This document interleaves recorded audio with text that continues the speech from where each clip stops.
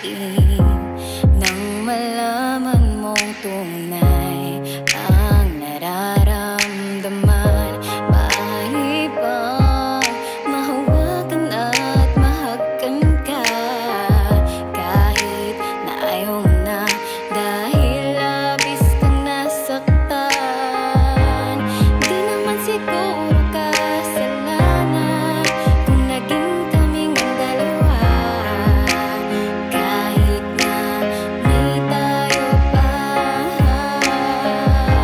Sana nga'y di ko na lang pinaalam at itinago na lang.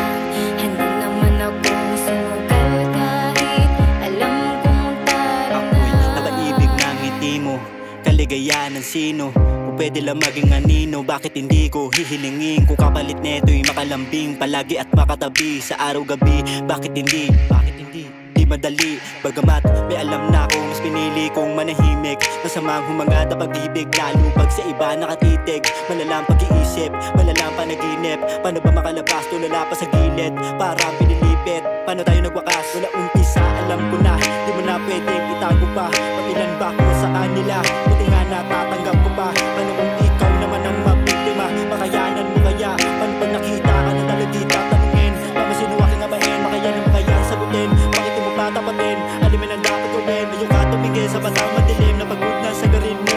Oo, di madali to ang kalimutan na pag-ibig mo. Kung kailan pa ako nabaliw mo, tsaka pa ako napasuko na pangako mo.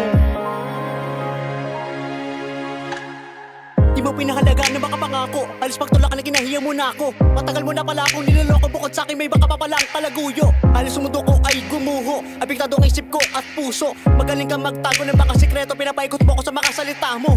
Ngayon ika'y bistado, natangkabado baka sa pagmumukha mo. Kung sino-sino na pala ang dumadapi dyan sa labi mo. Di mo ramdam na sasaktan mo na pala ako. Tinatapakan mo ng aking pagkatao at tukso ka sa pagkatalo. Ngayon papaan na tayo, di na bababago ko na mga nagawa